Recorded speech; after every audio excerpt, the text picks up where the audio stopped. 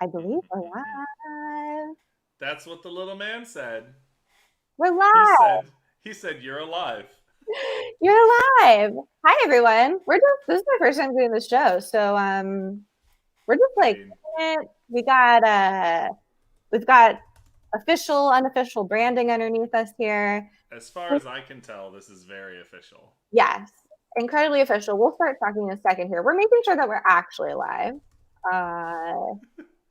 This is very profesh.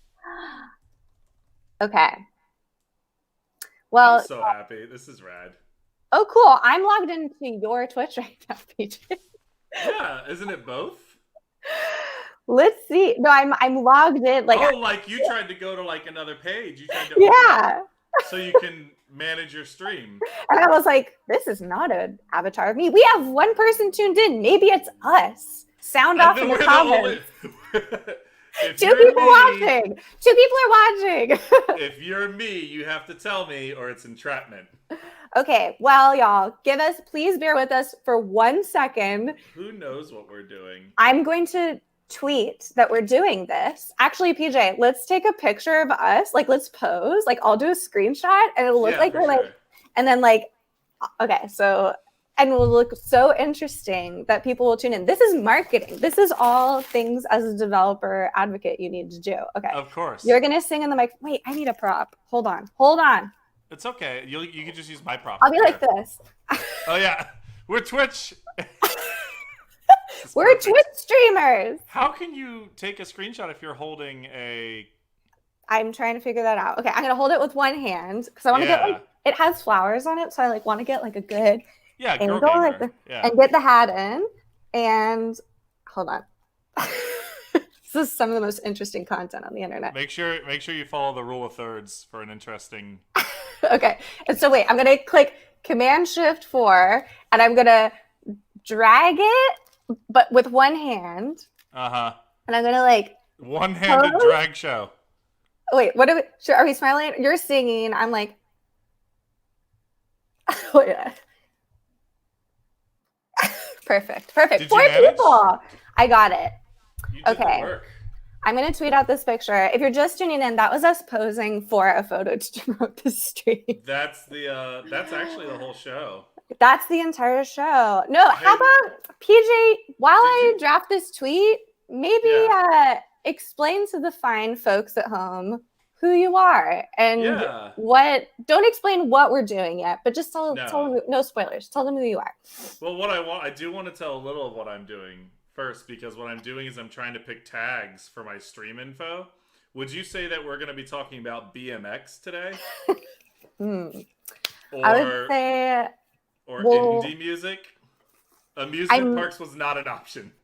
We might get there. I was going to say theme parks. I find that the tags are a little confusing on Twitch, to be perfectly honest. And you have to pick theirs. And they're very specific. I picked social eating, and maybe we're going to get some people that expect us to be eating. Hi, I'm PJ Metz, and I'm a high school teacher, and I want to work in tech, like specifically DevRel, because I'd be really good at it.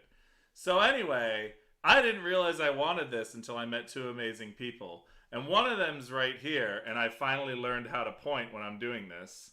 And the other one's in the comments, and his name's the Code Traveler. And between these two crazy characters and me, oh man, I'm gonna be a DevRel eventually. That's the hope. That's the plan. First, I have to learn how to be a developer, really. Like, that's kind of the hard part, because I already talk so good with my mouth to people, so I figure that's a lock. I'm good on that. But what I need to do is learn how to program. I need to learn how to do what a DevRel does, because it's not all throwing parties and eating chocolate chip cookies. There's hard stuff too. Sometimes you get a raisin cookie in there, and it's not great. So what I'm going to do is I'm going to learn from Chloe about how to be a DevRel. We're going to look at how to get into the business. We're going to look at how to stay in the business. We're going to look at, well, everything we can. At some point, y'all are going to see my LinkedIn. At some point, you're going to see probably Shania Bot. At some point, we're going to have other people on the show. But I'm doing my best out here, and I feel like y'all should appreciate that, you know? I have to share that I almost just copied and pasted. I was like, oh, I have the link to my Twitch copied. No, I did not. And I almost tweeted out the StreamYard link for other people to join us. We would have had a lot of guests on our very first show. That would have been really exciting. Be like, who are these people? I like how you said, don't tell them what we're doing, but then I did because it's okay. I just had to keep vamping. I was getting your super secret signals to keep vamping. Exactly. Yeah, it was perfect. You passed the test. I'm literally, y'all, just logging into my Twitch to tweet. PJ, I'm logging into my Twitch. I know this is great television. We will absolutely bring Kim on the show. We will absolutely bring Kim on the show. I'm grabbing my Twitch. Twitch.tv/ You have a super secret code? Oh, is it your stream? We're on 2 streams right now. We're streaming, we're dreaming, we're living our lives, we're living our truest truths. Okay, I'm tweeting this picture. The picture turned out really good, y'all. If you're just tuning in, PJ and I took a picture. We posed for a picture. I look like I'm gaming in this picture. Oh my God, it's a great pic. Okay. It's clearly a Street Fighter 5 tournament going on. And PJ looks like he's singing into a microphone, like a sultry jazz singer. It says, I am live right now for our first episode of The Show Must Go Off, parentheses, the air. I should put an emoji. How about... Always use an emoji. It drives engagement. Popcorn? Sure. I think popcorn's good. A show that's intention is to end the show and get PJ a job. Join us live now. And I'll put TV. Like a skeleton. Oh, a skeleton. TV. That's good. And a surfboard. An orange. What does Twitter's orange emoji look like? Does it have a slice taken out of it? Let's see. Orange. That seems like it'd be good. It shows up as a full orange. What is this? I'm from Florida. That's garbage. Okay, I'm gonna hire me so I can fix your emojis. A surfboard. Okay, yes. I think we're good.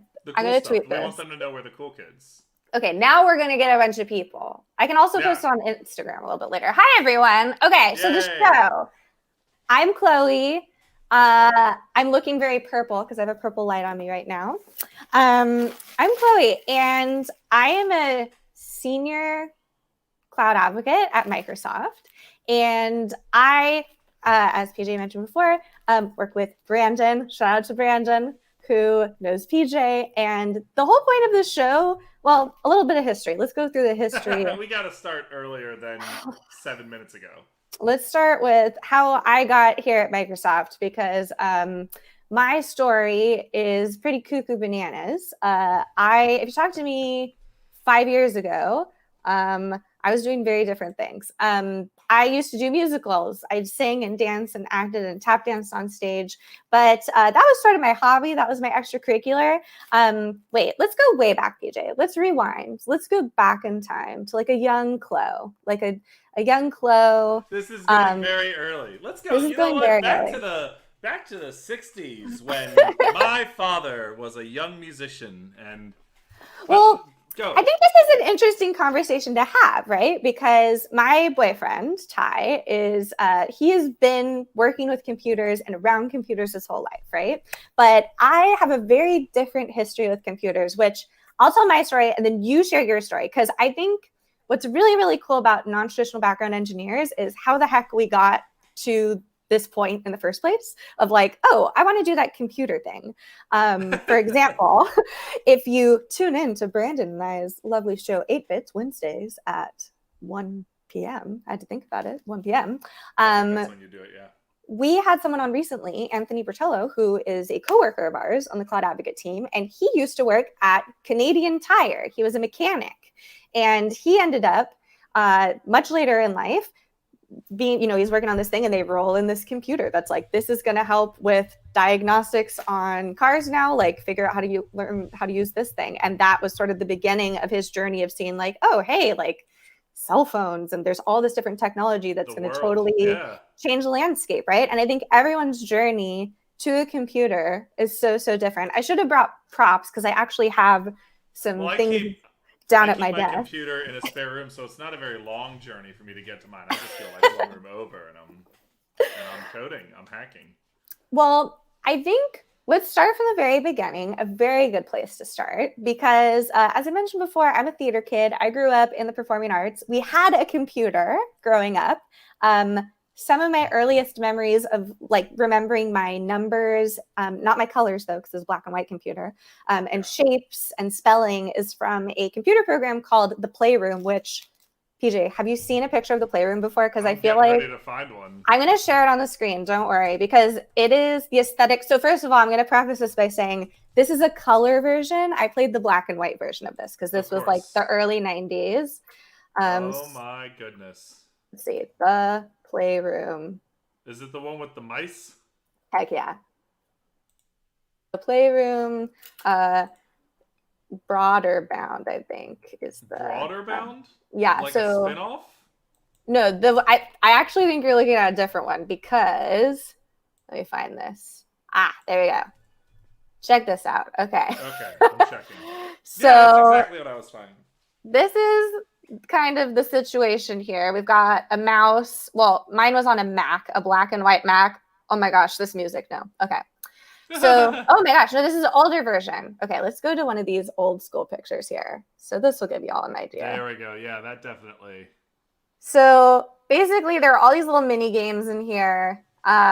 If you clicked this like yes thing, it would change from yes to no.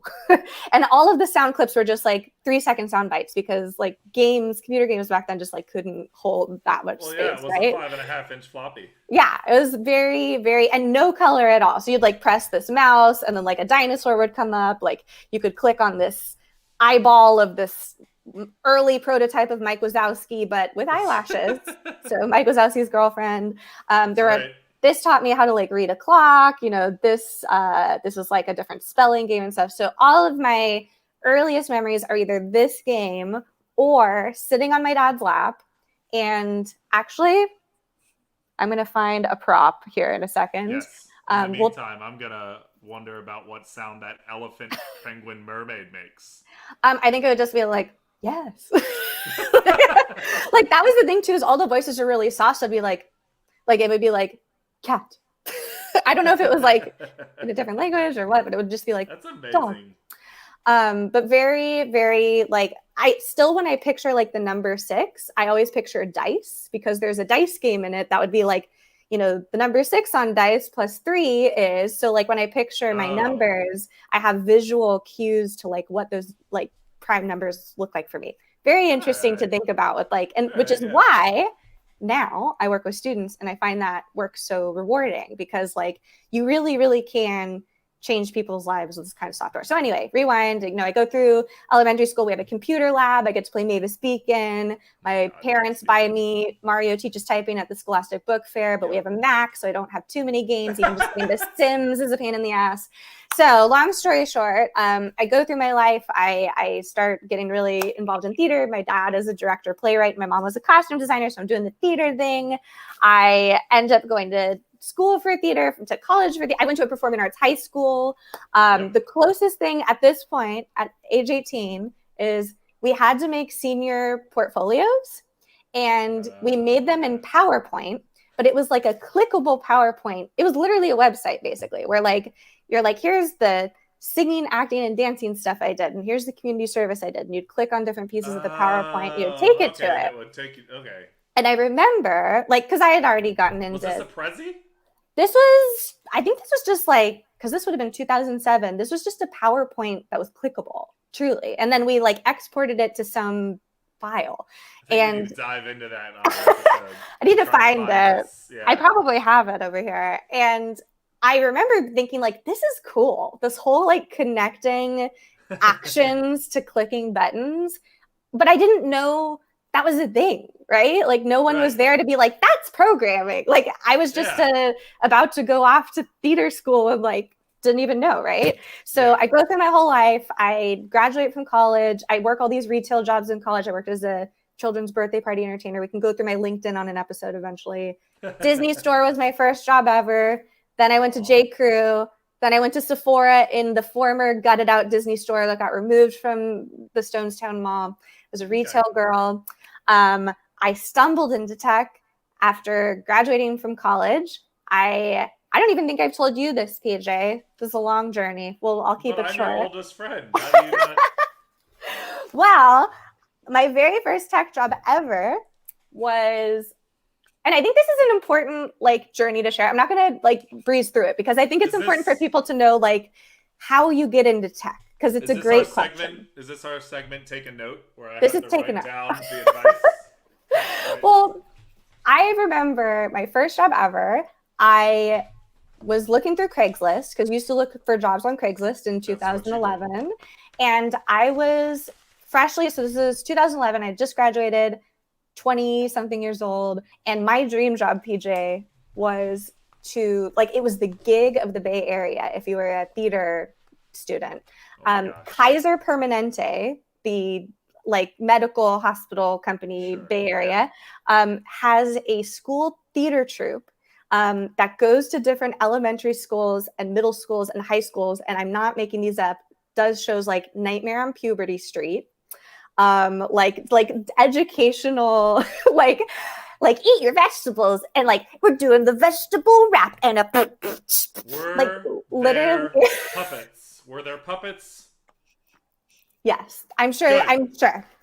Like there were different age groups. So there's like first through third, like kindergarten through third has like the how to share show, how to wash your hands, like what exactly, and like being kind. And then ages 3, third through 6th grade is like, bullying is really important. Eating good food, macroeconomics, of course. Lots of like veggies and fruits and all that stuff. It was like a big Michelle Obama campaign at the time as well. So like it was like lots of money for it. And obviously not happening now. Maybe it's online now with everything going on.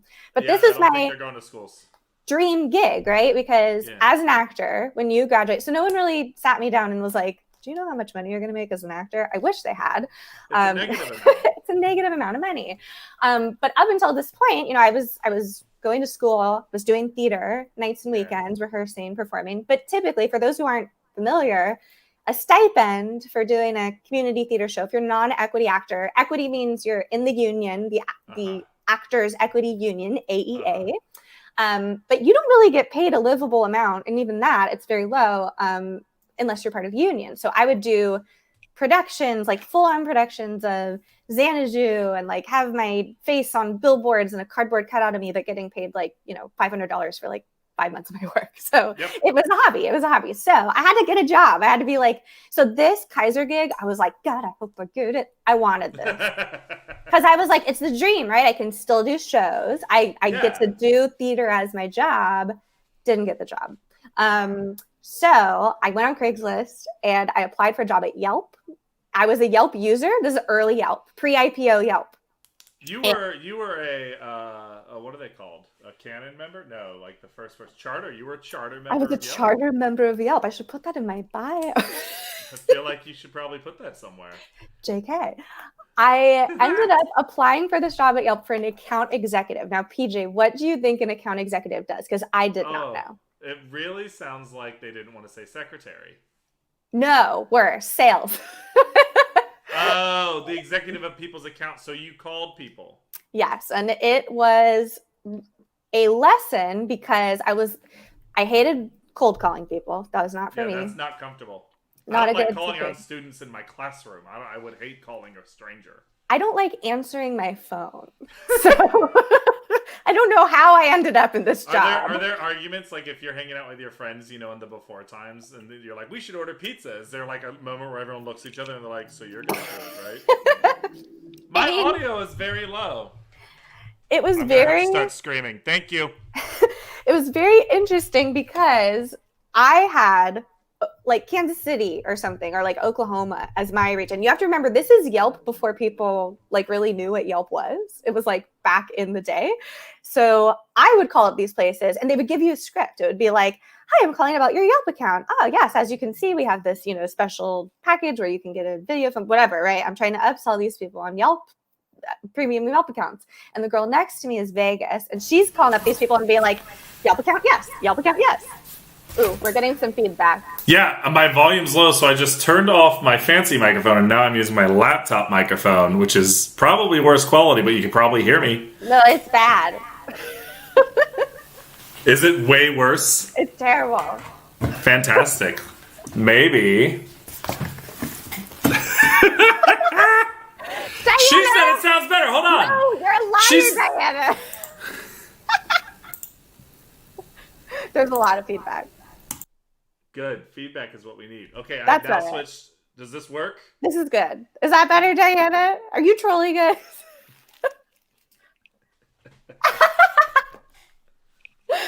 Oh, you. Hi, Diana.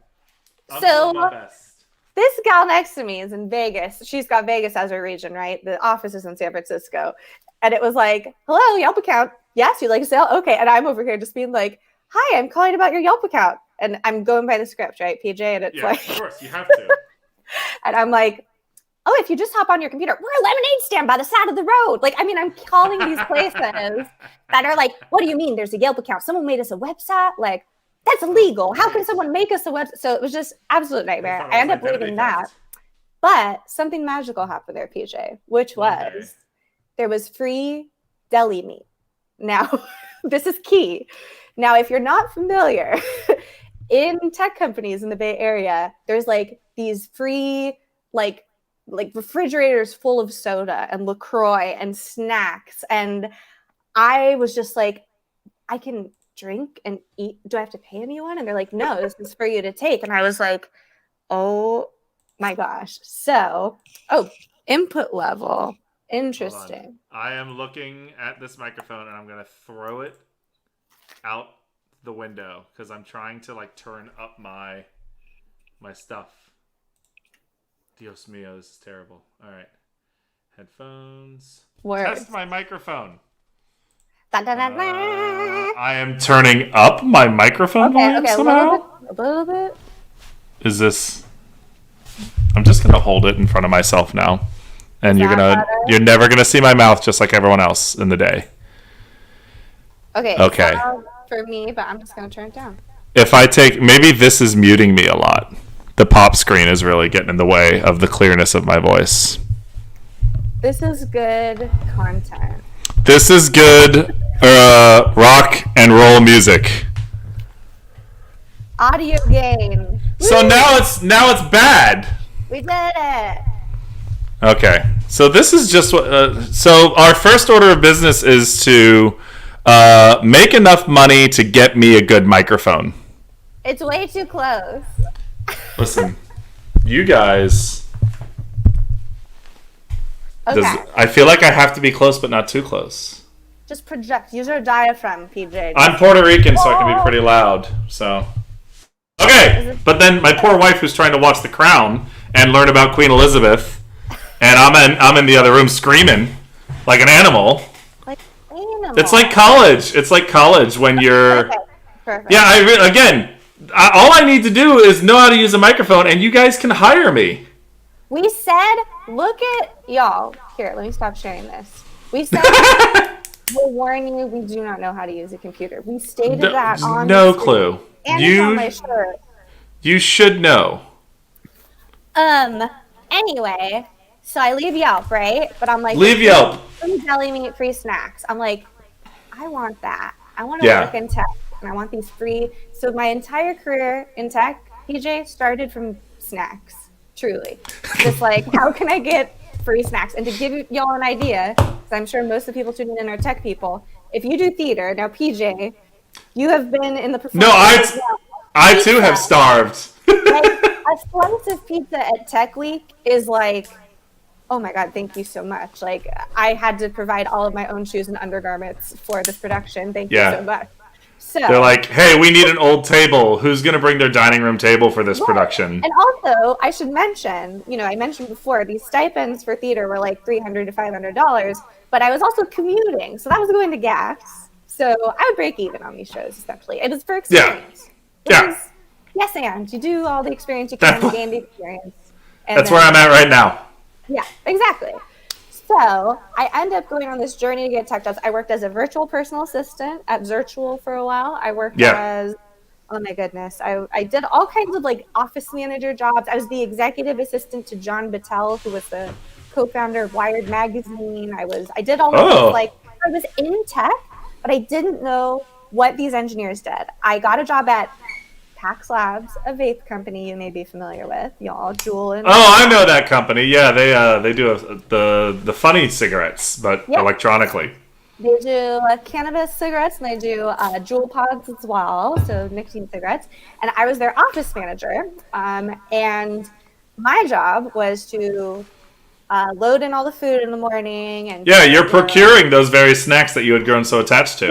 I was the keeper of the snacks. I thought at last I am the keeper of the snacks. I can make the decisions. But that also included things like checking people in when they come to visit, and like, oh, we want a custom stained glass made. Like, go figure that out. Make a mother's room. So, like, mother's room legally in California, you need to have a nursing room.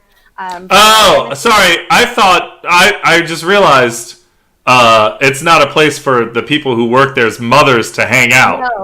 No, it's for mothers who are working. I did meditate in there a lot. I made it very tranquil and peaceful. So I did get to reap my labor. So I was doing this job, and I was like, this sucks. I don't want to do this. I'm cleaning up after people's dogs and messes and things like that. But these engineers, PJ, they would roll in at like 11. Whenever. They always had really big headphones. Yep. Oh my God, have I? And they always they always wore fun hats, and they had orange hair all the time. They're nice. We did have we had one female engineer over at PAX at the time, and I was like, these people are cool. They sit in the back. They got all this. Of course, it was a lot of electronic engineering because it's a device. Yeah. Like, these people are really cool, and everyone at the company really seems to like regard them in this special way. And PAX had just started building their mobile app, so we were hiring all these mobile engineers. And of course, I was posting the job descriptions and seeing these salaries and going like, what? Cool. Yeah. Like, how do I? Too bad I went to theater school, right? Yeah. Too bad I'm gonna be like orphan number 4 next week. Yeah, exactly. So it was this weird like dual life where I was like by night on stage, you know, in the leading role to thunderous applause, but by day I felt like the lowest speck of dust on the totem pole. Like I was being told to clean up people's messes and going into conference rooms and having to remind people to wash their dishes, and like it sucked. Like I really, really hated my job. You really needed a mom room to like, because you were acting like a mom. I downloaded the Headspace app around this time and was meditating a lot. It was not helping. Yep. A lot of stress and anxiety. So that is what ended up, I met my boyfriend, Ty. We started dating, and he worked at Twitter, and I happened to see this talk at Google that was all about getting young women, like girls, middle school, elementary school, high school, interested in tech. And they had like girls who code and like all this stuff. And they're like, we got to add characters to Disney Channel, Nickelodeon shows, and just show girls that they can do this. And I was like, yeah, like me. I didn't get that. And so same. That's what, it's the same thing with you, PJ, where you just happened to talk to Brandon and you were like, wait, that's the thing I can do. So when I mentioned this to my boyfriend, I was like, my ship has sailed. Like, it's so cool that these things exist now for young girls. Like, where was this when I was a kid? And it was like, you can still do that. And sometimes it just takes someone telling you that you can do it to know that you can even do the thing. And that is why we're here. Like, you can do this thing, and we're going to get you to do this thing. And one day I'm going to be doing the thing, and I'm going to be like, yeah, I'm doing the thing, and this is great. And but until that day, I feel like I'm not going to believe I can do the thing. But until then, we need to turn the input gain down. I turned my input gain down a little bit. I turned it down a little, and I hope it worked. I bought a $40 microphone, y'all. And this is our pilot episode. We're figuring out, we're going to be so fancy. What's going to be cool is we're going to look at this stream like in a couple like weeks, and we're going to have like chat on here. We're going to, when people subscribe, we're going to have like camera angles. We're going to have like segments. We already had a first segment. We had write this down. Yeah. Write this down. But and actually, I did a bad job. I didn't write it down because I forgot what it was by the time I got my prop. I'm sorry. But my question to you Vonage. Yes. Oh, yes. Vonage for sure. And I'll connect you with Diana. I know Diana. Check. But PJ, what is your history with computers? Like, did you play games as a kid? Did you, of course. like, what was your, like, early, like, what was it, do you think, that didn't get you down this path? Because for me, I feel like this window of opportunity was missed, and it just took someone to be like, yo.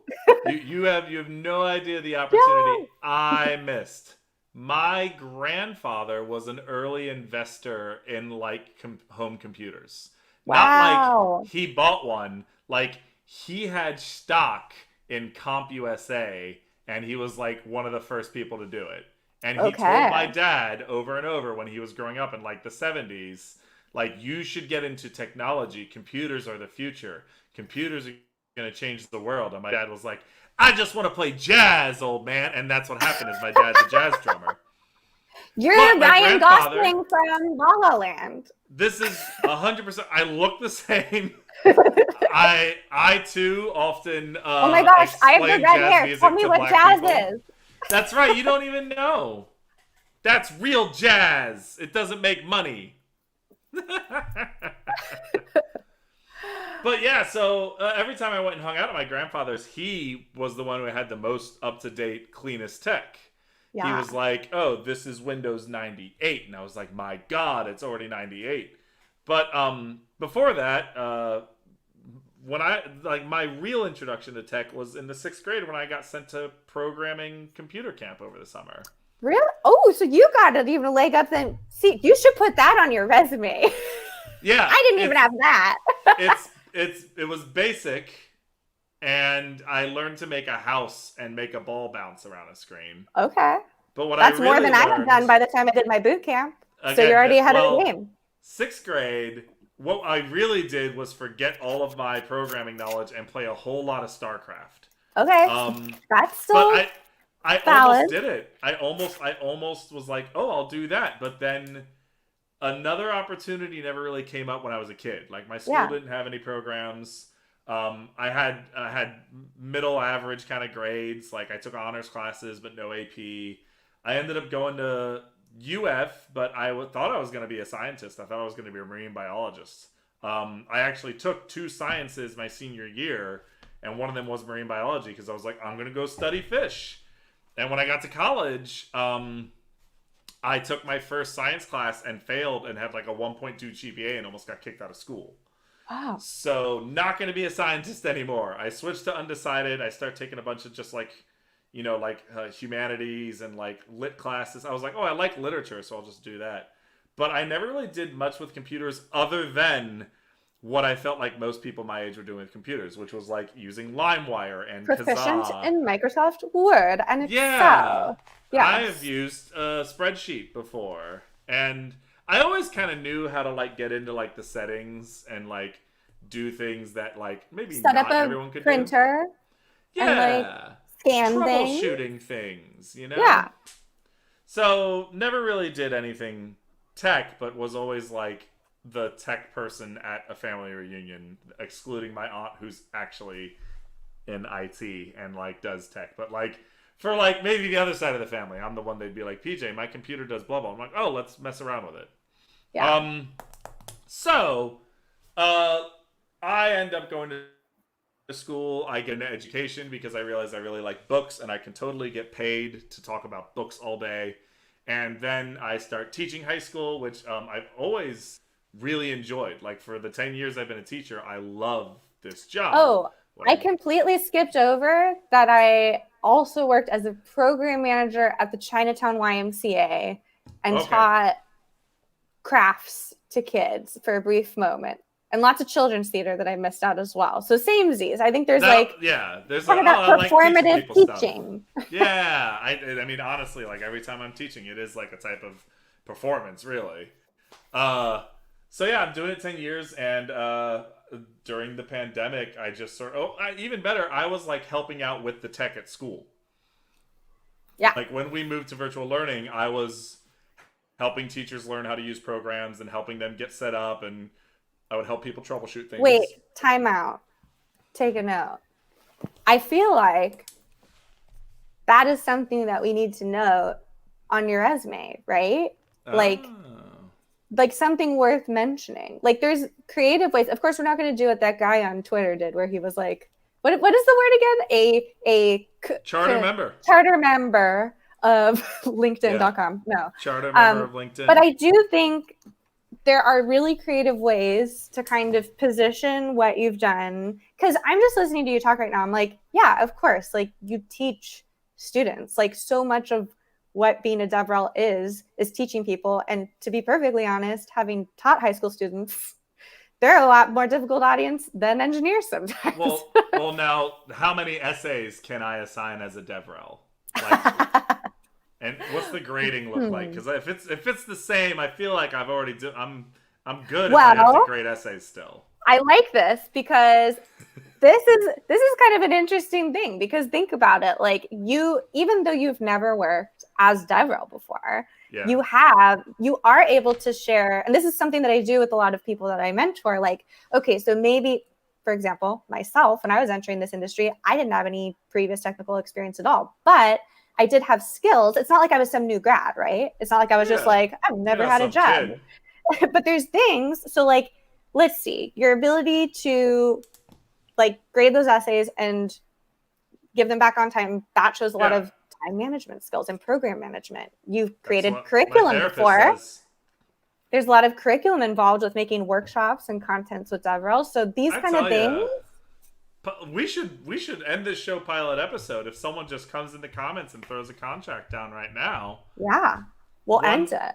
One and done. I'll never stream again. The goal is to just have you sign your contract on the air. That's the end of the show. We cut out and you're signing the paperwork. Me and like the like fades to black as I'm signing, so no one knows what my signature looks like. Oh, Brandon made a really excellent comment here, which is, according to YouTube comments, I fail constantly and added before, our grades come from the form of YouTube comments. That's so true. I mean, I hope mine aren't. I mean, I'm doing really great because all of these creepy guys are telling me that I look really beautiful and cute. So I guess I'm nailing it. I block those comments, but I don't know that I'll ever get those though. Yeah, and according to YouTube comments, I fail constantly. That's so true. So much of being a DevRel is just like putting yourself out there. Everyone disagreeing with your opinion. Yeah, but I think this is like things that as we get to those parts of the show. So for people who are just tuning in, the whole point of this show is to get rid of this show. We hate this show. We don't like doing this. We want it to be over. I don't have a tech job. I need a job. And once I have a tech job, I don't have time for shows like this anymore. Yeah. So get me the job. I'll do the work. You give me the money. And Chloe and I never appear on Twitch together ever again. Ever again. But we still hang out. Yeah. It just won't be on Twitch, you know? Okay. So here's what I'm thinking. Yeah. What I'm thinking is this our new segment? Here's what I'm thinking. Here's what I'm thinking. What if? So my thought process is we have to get you from point A to point B. So let's find a job description of like your dream role, right? Or like, or a job at a company you would like to work at. And then based on that job description, we'll figure out what's missing. Maybe you already have some of this stuff, right? Like maybe this job is asking for someone. Let's just do an example. Let's find one. Let's find a developer advocate job. All right. So do you want to type and share? You type and share because I'm just going to literally go to Google and go job, please. And nothing will show up. How about you find a DevRel job and if anybody out there knows of a DevRel job that's posted right now, post in the comments and we'll use it as a template. So 35-year-old who likes Hawaiian shirts and eating too much available. Right. Okay. Right. So let's see. I know that. I think New Relic maybe is hiring a DevRel. And I'll go to their careers page. And I'm going straight to the top. Amazon. It's not working. The newrelic.com website is not working. Is it really? Do they know? I don't know. Newrelic.com, your website's not working. Okay. Hold on. I've done this before. Wait, I found their website, newrelic.com. I'm on it. It's not loading for me. So you can share your screen. Okay, I'll share my screen. Great. There was a time I was working with Brandon, and I was trying to show him something on my website, my poetry website, And the link that I was sending to was broken, and I was the one who let the poetry website know that their website was broken, and then they fixed it. All right, products, solutions, about. All right, you ready? Where can I work for you? Can I add it? Yeah. Okay. Let's see. So careers. That's what I was wondering. Maybe I can just search careers. I guess they're not hiring. Archives. No, maybe I saw it on the search page. How about New Relic jobs? There we go. Careers. Okay. Openings. Let's find. I think they have a developer advocate role. I want to be the director of AWS Alliance. What if we just made a show to make you the director of AWS Make Alliance? me the director of AWS. I'll go to London. You guys can hire me right now. I promise I'll be cheaper than anyone else. Which is a thing you're not supposed to say from what I hear. Korea, though. Oh, I'd like to go back to Korea. That'd be nice. There's investor relations. Keep going. I'm just going to scroll. We'll find it. Okay, business operations now. Customer solutions. No. Probably under engineering. Keep Design. going. Engineering. There you go.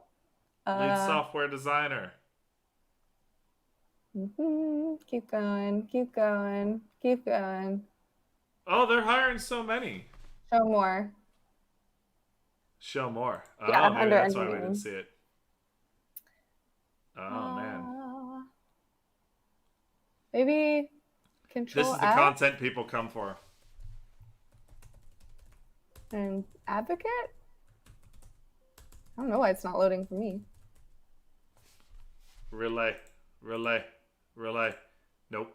Weird. Okay, well, let's find... I'm just going to search developer.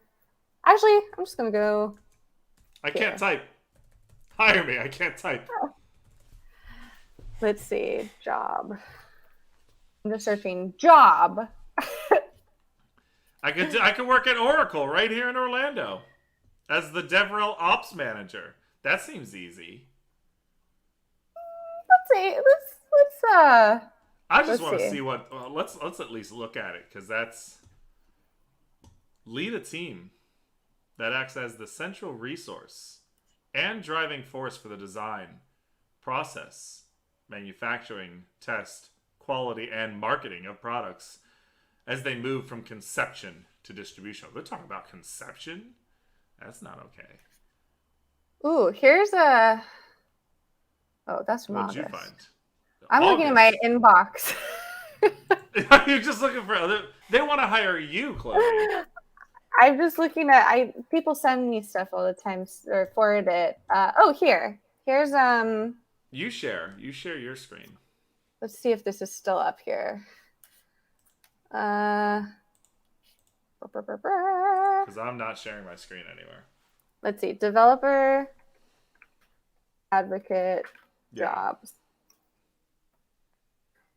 Okay, I found one. I found one at Airtable. Let's look at that. And I found one in Notion. Okay, I found a couple of them. I'm going to share my screen. Okay, good. This is actually good because this will show people how I search for jobs. Yeah, it didn't work for me. They wanted fancy people. Okay, application window. I know this is great content, y'all. Listen, this is what the people come for. I've got more viewers on this than I ever had building a website with Brandon. Okay, can you see my screen? Oh, yeah. Sweet. Jobs from the web.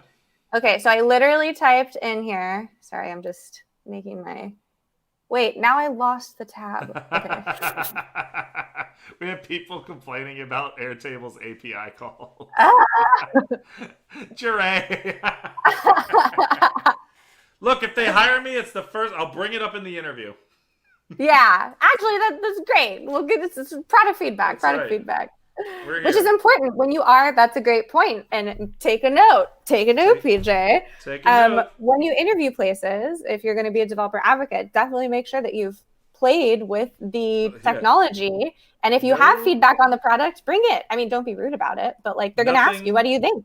What? How would Nothing's more you? embarrassing than the time I showed up for a job at Pepsi Cola, and they asked if I had ever had a Pepsi, and I said absolutely not. It's disgusting.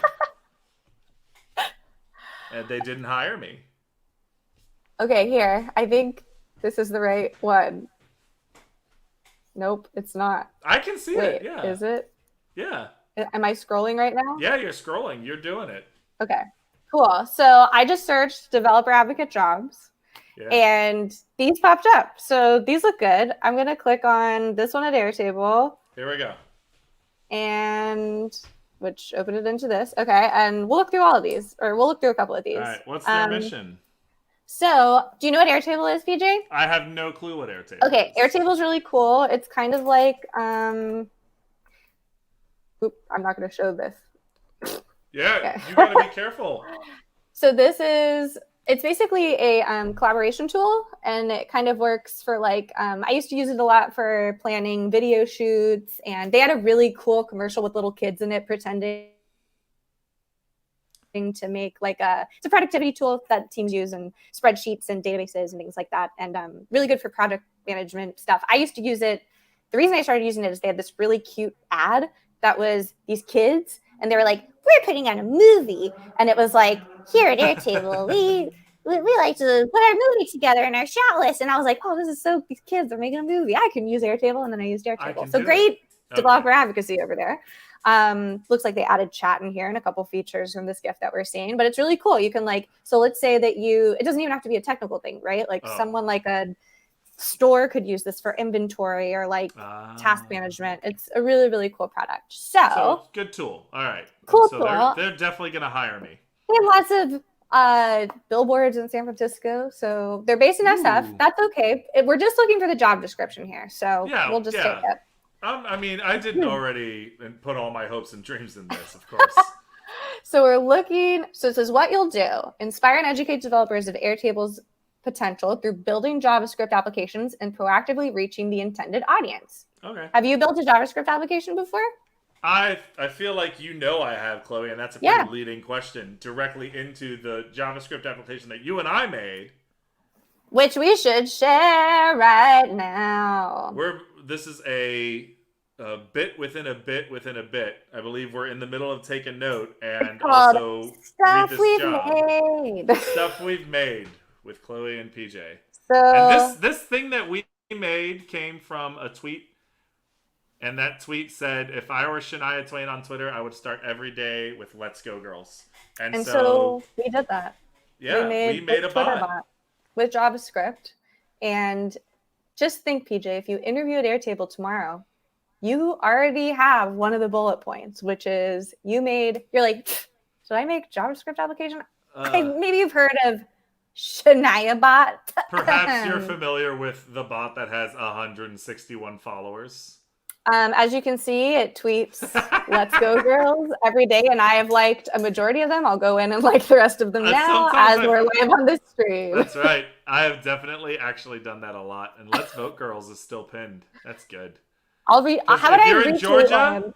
If you're in Georgia, it's still time to vote, girls. Here, I'll tweet a link to the Twitch stream. Definitely. So yeah, we built Shania Bot based on a joke. Okay, so we did that. Check. Yeah. Okay. They don't give you check boxes. I feel like that's a flaw, but okay. Hold on a second. Devise and execute on a strategic plan to grow our developer community. I feel like we can do that on this show.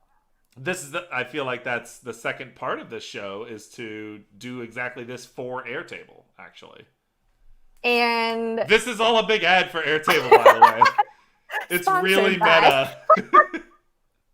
Wouldn't that be really funny though if we like ended up one of these? That's the full arc.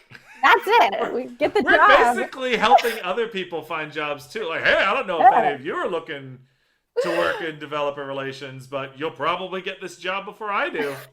Represent Airtable in the community forum and produce relevant one-to-many educational. So let's take Airtable out of this for a second. So let's make it like Worldwide Wicket Corporation, like from How to Succeed in Business Without Really Trying. Yeah, for those who need a visual, we'll show it later in the show notes. That'll be in the post show slideshow. So let's pretend this is Worldwide Wicket. So inspire and educate developers of Worldwide Wicket potential through building JavaScript. So like you can use an API, clearly. We made Shania and that was with JavaScript. Devise and execute a strategic plan to grow our developer community. We're going to try that on this show. Represent Worldwide Wickets in the community forum. I don't know what, is that just the general community forum they mean? I'm think I don't know unless they have a room at their office called Community Forum. I hope not. It's a bad name for a room. I'll tell you right now, Airtable, that's not a good name. A funny thing happened on the way to the community forum. And produce relevant one-to-many. Okay, let's break this down. What does this sentence mean? One-to-many educational resources. That sounds like a handout. Yeah, you give out handouts all the fucking time, dude. Yeah.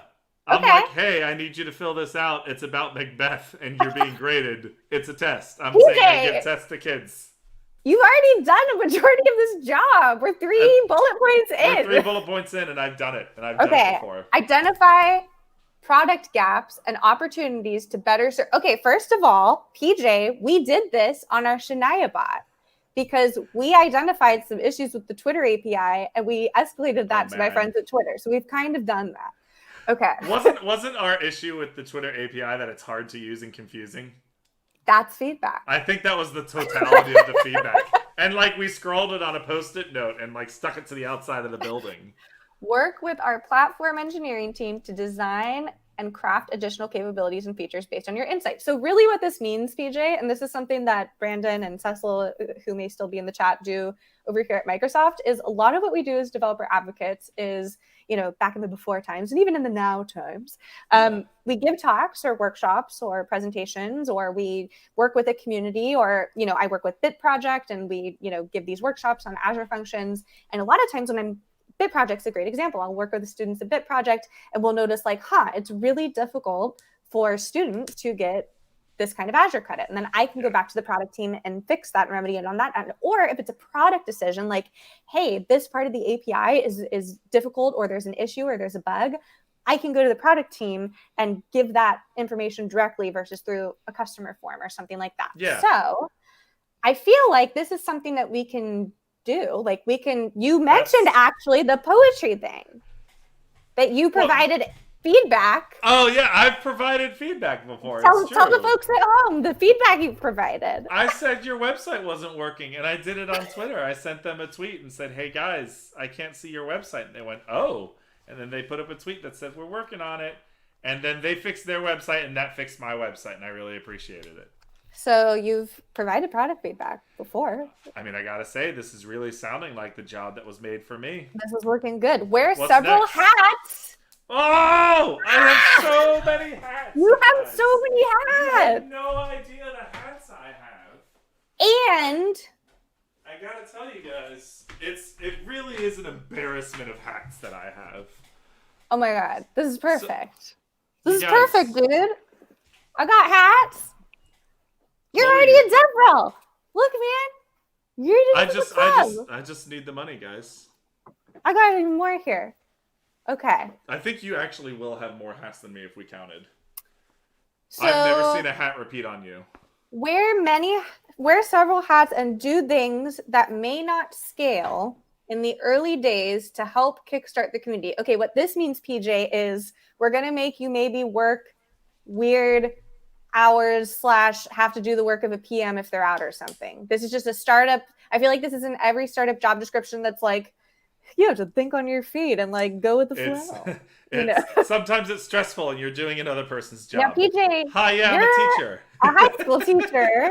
So I imagine there's a fire drill, or the sprinklers go on in the middle of, I don't know, what kind of things are you dealing with where you have to? Oh, you mentioned earlier you kind of did tech support.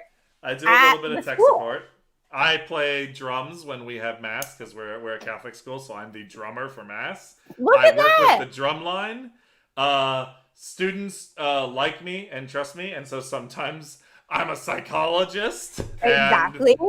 And sometimes I give life advice, and sometimes I sleep. No, I don't sleep at my job. That's not allowed. You're doing this. This is a hat. Like, learning how to program is a hat in itself. It is. Like, the hats are abundant. and I you're am right. always ready to switch between roles. PJ, I've been known to hat a little bit. I feel like the perfect, and maybe what we do is if we get through this, okay, we got to get through the rest of it. We have to go to the who. We did the what you'll do. We got to get to the who you are. But what if you check off the boxes on all these things and we just send them this video? We're just like, bon appetit. You didn't even know you were looking for me at table. Professional reference because I was the video. I've known Chloe for 3 months, and she was my reference. So you checked off every single thing in this what you'll do. I'm feeling good. Actually, so far, PJ, I'm shocked because what I thought this was going to be is I was going to have 2 docs and we're going to put what we need to work on. Okay, this is good so far. Okay. I'm already worried about who you are because who you are is very big on personality. So I'm about to check a bunch more boxes. And comfortable presenting to audiences large and small? Well, this is currently the largest Twitch audience I've ever had at 8 viewers. You spoke at Right Speak Co. Or no, what was it? Start Dev Change. Start Dev Change. Different I spoke at Start Dev Change as a presenter and then as a member of a panel. Let's see how many views that has. I have given a speech to the entire student body, so that's 1,400 people. I give a speech every day to like 7 people. So here's the thing. How many views? Look at that guy in the 347 views. There it is, 347 people, which so I'd be willing to argue that, especially now during the age of and small COVID, I myself am a developer advocate. Ask me what the biggest audience I've performed in front of during COVID has been. 0 in person because I'm not going to go outside, right? But yeah, you're not supposed to be hanging out with people. You've had 300, like, we'll have to aggregate how many views you have and are going to have on this Twitch stream. Plus, like, viewership now is views over time, as far as I'm concerned. Yeah, we're born mobile these days for sure.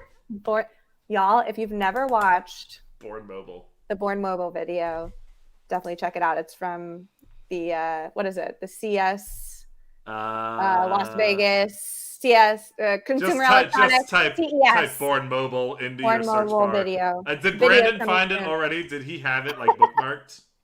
Okay, next one. Right. You are a self-starter who takes initiative and is energized by building a young community. I do like that. Like, so far, we haven't really actually honestly had to stretch too much to make any of these fit. We have not.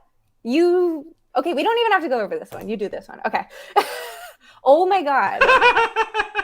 Empathetic communication, no idea. both spoken and written, is your forte. You can distill complicated topics into something clear and succinct. PJ. One of my AP students yesterday said, this is a direct quote, and I feel weird saying it on the air, but I'm going to say it anyway. Mr. Metz, your analogies are really good. Oh, I thought it was going to be like, we're sick. No, Mr. Metz, your analogies are really super chill, bruh moment, epic 360 headshot, bro. Love. That's literally my entire job is taking complicated texts and helping teenagers understand them, though. Like, that's PJ, you are a natural teacher.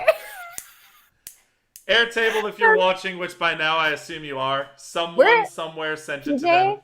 I know people at Airtable, and I'm sending this video to them. Someone clip it. Someone clip that, and it'll just be this whole segment. You're a natural teacher and are passionate about helping others fulfill their potential. Are you kidding me? You are experienced in JavaScript. I'm 3/4 of the way through a certificate. And I can attest, as someone who went to a Python and JavaScript bootcamp, that PJ's pretty efficient in JavaScript. I will say I did just learn Vue.js the other day because I was trying to do the Seasons of Serverless challenge for the Ledoux. And I did not get as far as creating any machine learning, but Jen Looper had recommended that I give Vue.js a shot. Yes. And she sent me some stuff about how to use it, and so I took that to Codecademy, which is where I'm learning to code right now. I have a self-taught, like I just go through the modules on my own. And they had like a little 4-part how to use Vue.js, and they were like, you just need to be familiar with JavaScript for this to work. And I was like, oh, okay. And I flew through it. I think it took me like 2 days. It's only like 8 hours of work though. Like, I mean, but Vue.js is pretty rad actually. I was surprised at how much I liked it and how efficient it was. Vue's great. I love it. Wait, so hold on. Don't get discouraged by this next one, because according to this job description, I am not qualified for this job. Right. 4+ years. I've been in the industry since I graduated from Hackread in 2016.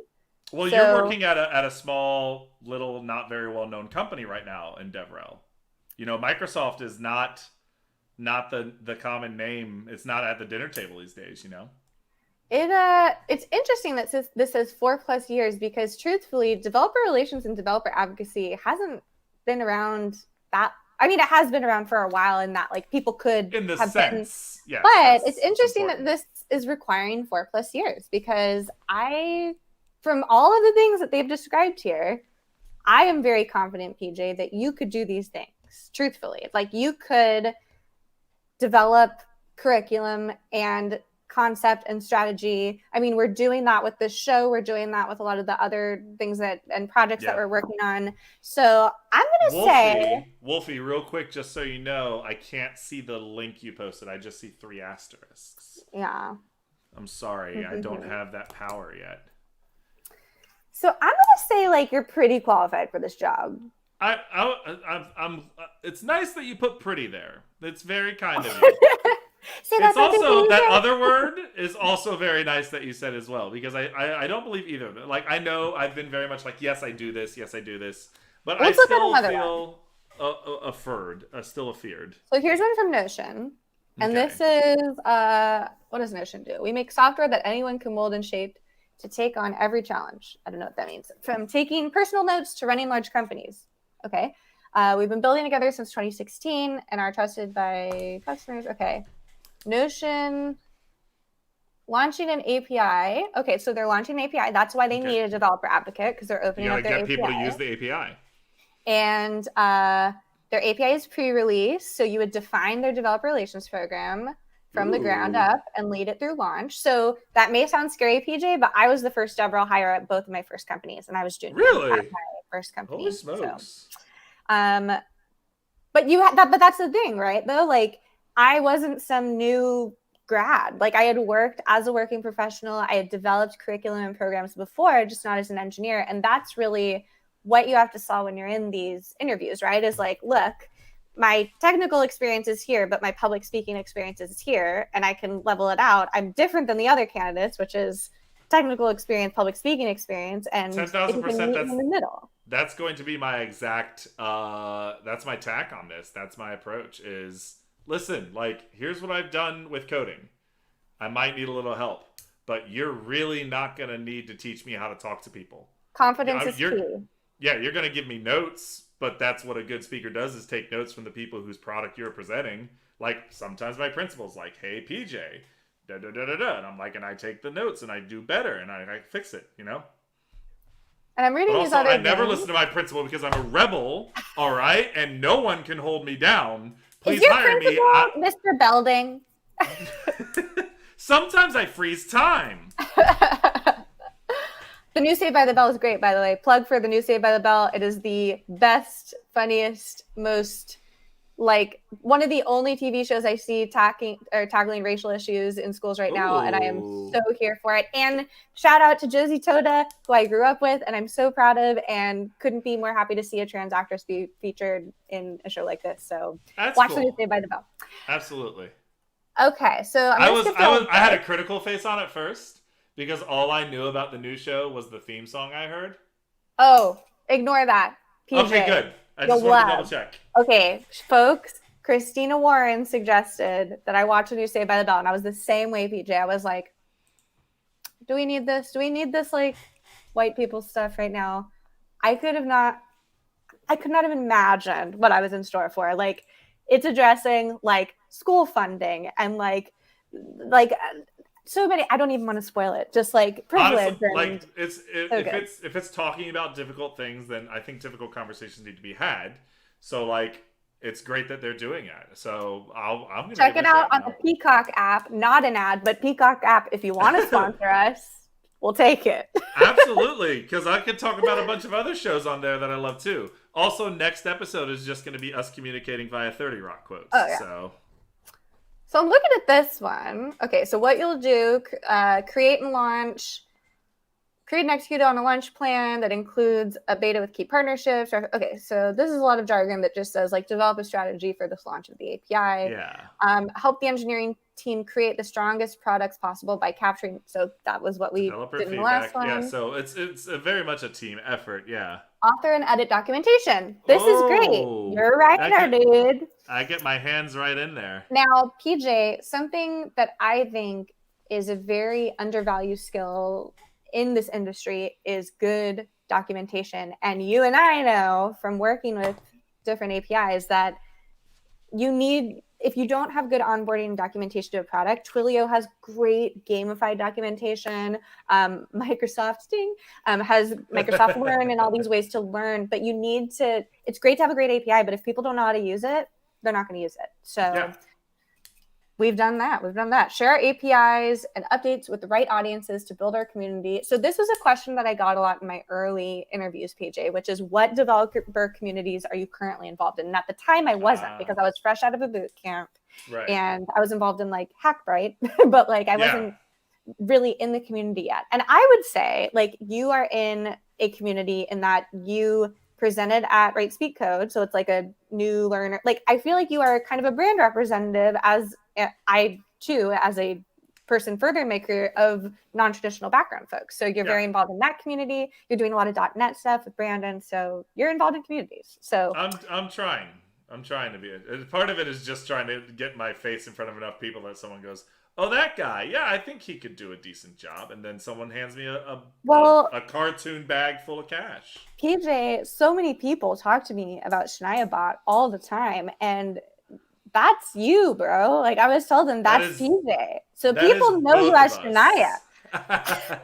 You may know my work as Shania Twain. Yeah, perhaps you know me as Shania. And they're like, I feel like you're not. I was like, oh no, I built a robot that pretends to be her. So this one says, partner with engineering to keep the community up to date on roadmap and releases. So that would be like posting to Reddit, answering questions on Stack Overflow, work closely with marketing and sales to tell news stories about how Notion. So this is like user stories. So like I did this a lot at my first job at CodeFresh, like interviewing people who use the product, telling a story. It's like writing. It's writing. And sometimes it's video, sometimes it's written, but you can do that. But coming up with the ways to present those stories too, I imagine is part of it. It's not just, I talked to this guy in WhatsApp for about 20 minutes and he said he likes it. So I'm gonna take a screenshot of that combo and I'm gonna post it to Twitter and then I'm having lunch.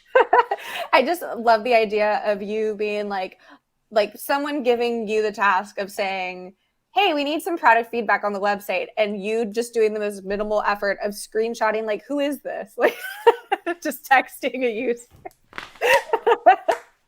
Hey, how did you get this number? Do you have a notion? About Notion? Tell me how you feel. Here's one. Speak at conferences, which you've spoken at a conference. I've done that. That's true. And in other forums. We're in another forum right now. A funny thing happened on the way to Twitch. To reach Notion developers. Are there any Notion developers in the chat right now? If there's one here right now, if anyone here has ever used Notion. Ever. If you've seen it somewhere. PJ, tweet if anyone, tag Notion in it and say if anyone has used Notion, join our stream, and then I'll retweet the tweet. Hold on, I'm actually doing this. And then we'll have reached this requirement live on camera. Any of y'all used @Notion? Come on to my stream. Now. And then leave. Now, bro. And then hold on, I gotta type it out. You know something that's funny that Brandon is always like, I'm so impressed that you can do this. If I'm ever working on Codecademy and like I have to type and it doesn't have IntelliSense like via like virtual Studio does. Mm-hmm. He'll watch me type out like the full thing in C#, like every single letter, and he's like, "I'm so impressed you do that. I don't think I can do that anymore." Whoa. Because he just uses IntelliSense. He's like, tab, tab, tab, You should tab, put that enter. on your resume. I can type better than Brandon Minnick. Okay, did you tweet it? I'll tweet it. I tweeted it. Okay. Do you want me to send it to you? No, I got you. I'm going to tweet it live on the air. Do it. Now. This is one of those tweets that tomorrow I'm going to be like, I should probably delete that because it says now in it. And people are going to be like, it's empty. Well, they'll literally, watch this within a minute, I need it. Okay. So, you have a strong technical background and a strong presence in the developer community. Okay, the technical background. Wait. Did I just realize that? Wait, I'm looking in the chat. Wolfie has used it? Wolfie. Is that the situation? Have you used Notion? Am I reading this correctly? She says, I have. Okay. I'm so bad at checking the chat because I don't have two monitors. You know what? If you see me go like this, that's me checking the chat. You're just so engaged. You're so engaged in the moment. You're present and engaging. So I've got blinders on. Shout out to Wolfie. We can check that off now because Wolfie's here. It off. Okay, we did it. What a day. What a day. Okay, so I'm going to say we're working so much as like strong technical background. I did not have when I entered this industry. So it's really not. It's not a real requirement, is what I'm hearing. I'm hearing like your tech skills need to be at a point where you can use this API. That's what I'm going to say. That's what I would do if I was writing this job description. Like strong technical background, I feel like is jargon for like you can hold your own with some code. Oh yeah. And a strong presence in the developer community. We're building that right now. Working on it. You're an exceptionally strong external. Okay, I'm gonna go and delete that tweet now because we've we reached it. We did it. Twitter. Someone liked it. Thank you, Erica, for liking it. Go ahead and delete mine too. I always feel bad tweeting and deleting anything that has any interaction on it, like any interaction at all. Well, because I get such little interaction on Twitter. I can't stand having a typo, so I'll delete it. But sometimes I'll get like the other day, I let a tweet go viral with a really bad typo in it, and I'm still feeling bad about it. Oh no! Like I'm just like, oh, that's so bad. Okay, you are experienced at rallying internal stakeholders and project managing on a deadline. Okay, let's break that down real quick. You're experienced at rallying internal stakeholders, so that means people who have stakes in a product. That's right. Project managing on a deadline. You project manage on a deadline all the time. You're grading these papers and doing tests and stuff. I'd like to point out I'm currently avoiding grading to be on Twitch, though. That's okay.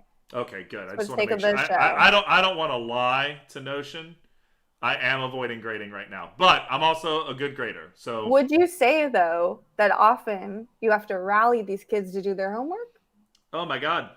That's what I've been doing. We have 1 week left of school until winter break.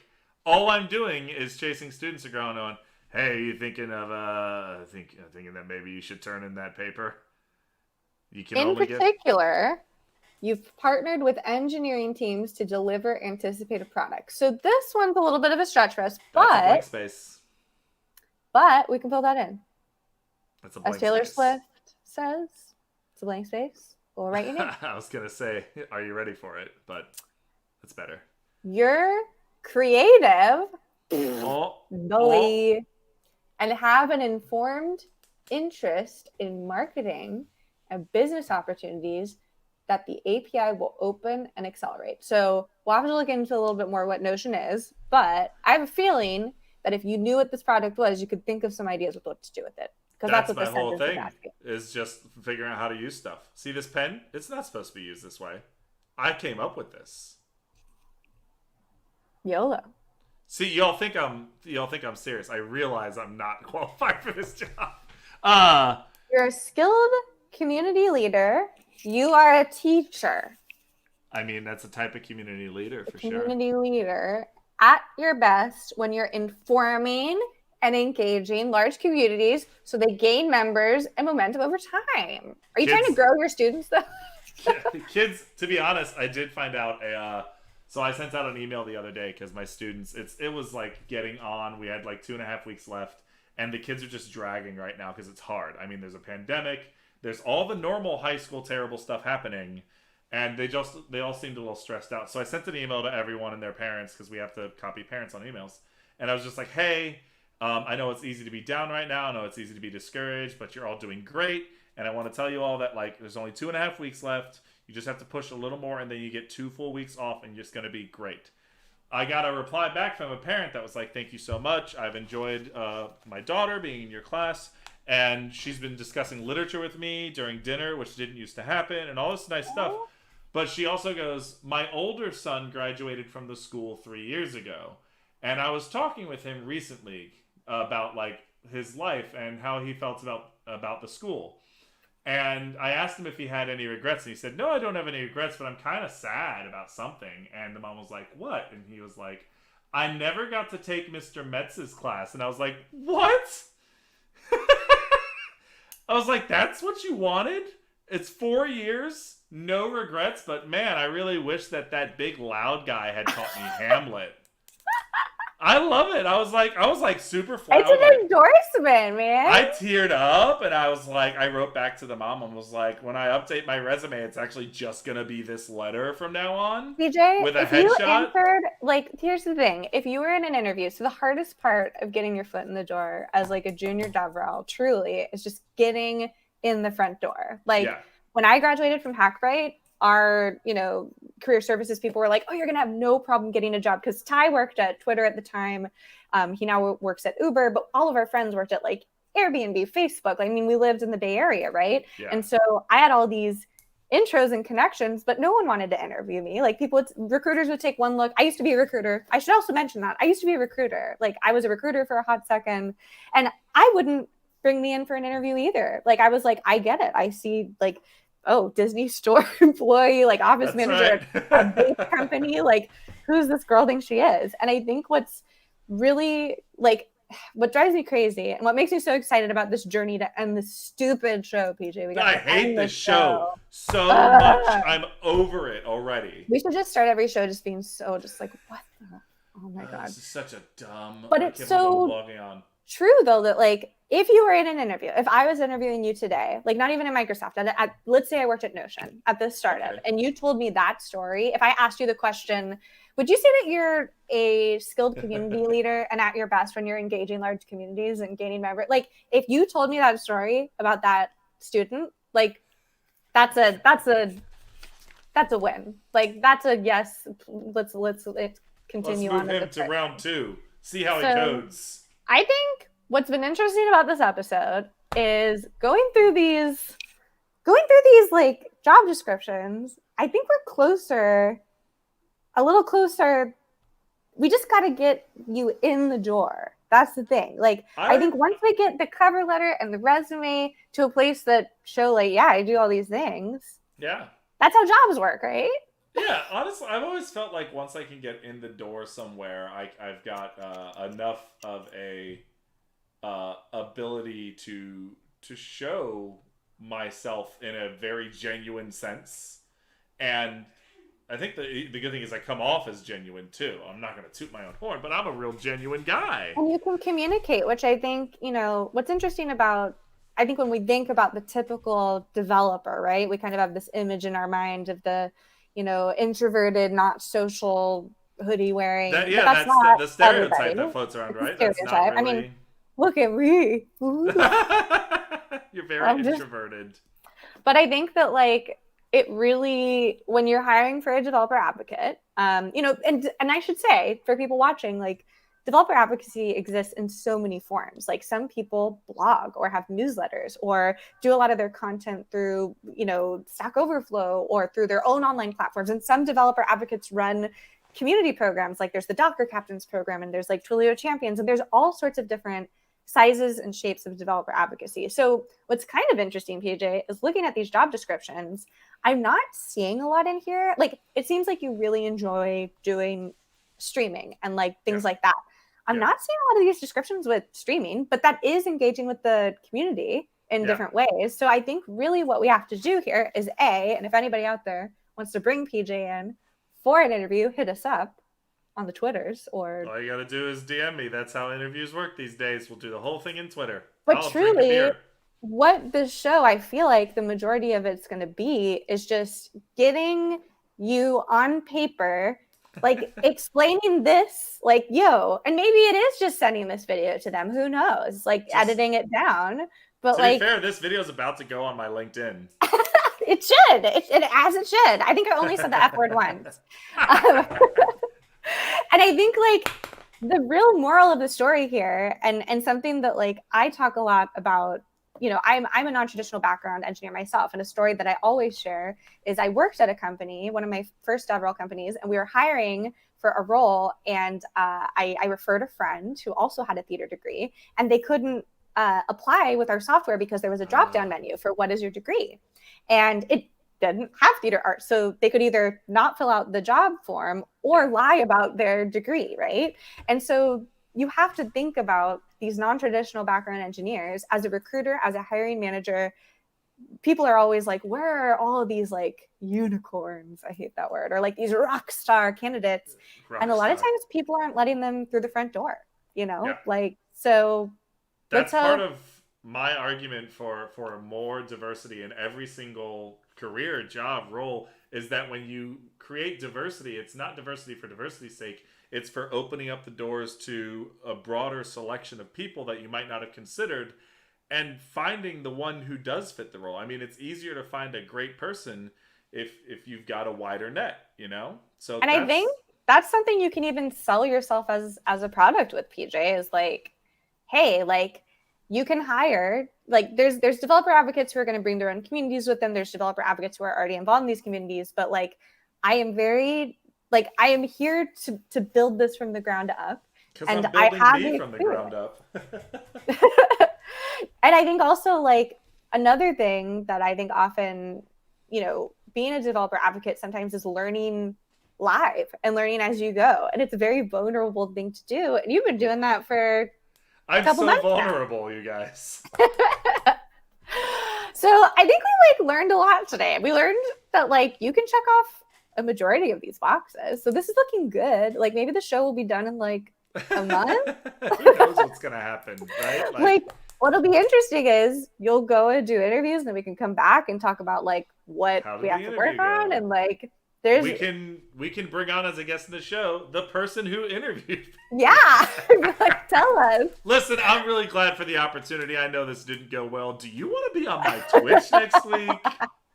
You can tell me to my face again why I wasn't good enough. We'll set it up like RuPaul's Drag Race. So like it'll be like a judging panel, and we'll just be like, in the mini challenge, in the coding challenge, you faltered a little bit on the JavaScript. So next time, and then you'll have to lip sync for your life at the end to determine if you.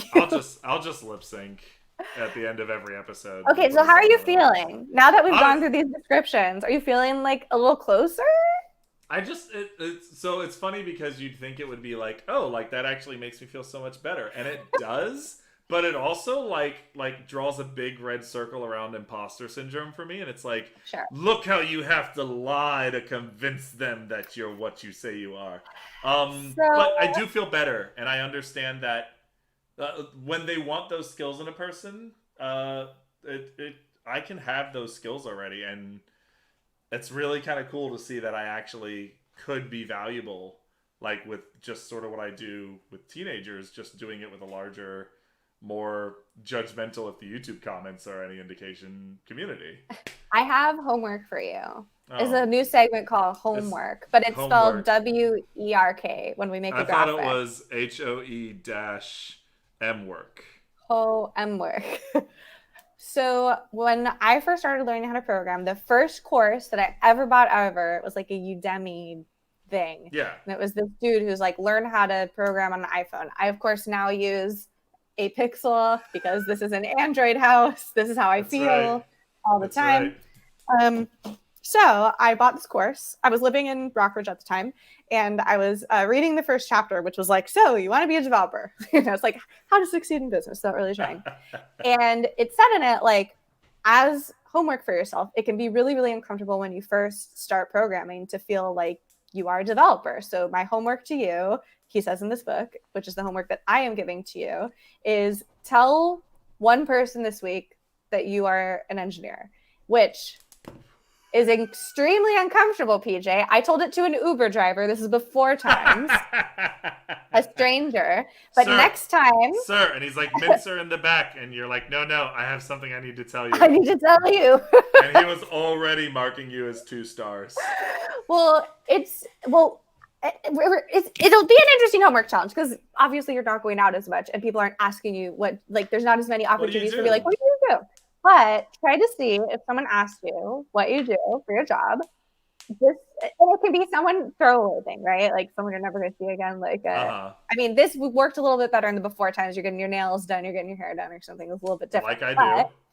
Try to see if you can tell someone that you're a developer this week. And the reason I say this is, and I hated this, PJ, when I first started out in this industry. I hate it now. Imposter syndrome never goes away. I mean, it's so annoying, right? I work at Microsoft, and I'm telling you, imposter syndrome never goes away. But it doesn't, and it's wild. And people, if Joe's still in the chat here, I remember going out to drinks with, my boyfriend and a bunch of engineering friends. They're like, it never goes away. And I was like, it's easy for you guys to say. You've all been working. But it's true. It doesn't go away. Famously, when I was speaking at my graduation at Hackbright, and every day during Hackbright, the engineering school I went to, my boyfriend would say, "How'd it go today?" And I'd be like, "Well, I haven't gotten kicked out yet." I was convinced I was going to get kicked out. I was speaking at our graduation, and in the Uber on the way to the graduation, my boyfriend goes, "So I guess they're not going to kick you out, huh?" And I literally looked at my watch and I was like, "There's still 2 hours." I was convinced that I was this fake and we were going to figure it out. And I'm still at Microsoft today. And sometimes I'm like, they're going to learn. I know what I'm doing. And then some days I'm just like, oh my God, I am a sentient paperclip that has come to life, as my shirt says. But this will be exciting because I feel like we can bring on guests for these things that we need to fill in here. Yeah. And this is just a matter of getting you in the door and getting the door slammed in your face a couple times, as we all do. Yeah. Or I've never minded rejection. You get your first interview, and then the show's nail over. And then that's it. I can start in May. So how do we close the show? What do we do? What's the well, eventually there is that Elton John theme song that we purchased, the unreleased Elton John track, but he doesn't have it ready yet. He said he needs. I got him on Fiverr, actually. Oh, wow. I can't believe it. Elton John's on Fiverr. He'll write you a personal song of 10 seconds or less. I feel like we need to get a theme song. I do think so. Isn't the show Must Go On also a Queen song? It is. How much of it can we use? We'll do research for next time, and we'll just pretend that the song's playing right Imagine now. Queen's playing. Imagine Queen's playing, and we'll see you next week. Maybe we'll have a guest. Maybe we'll have the rights to a song. Maybe we'll have the rights to a song. Maybe. Maybe there's no show. Notion will reach out, or Airtable. We plugged you guys pretty hard today, so I feel like, a little something for the effort, all right? I'm PJ Metz. Everyone. We'll see you next week, and we hope you find what you're looking for.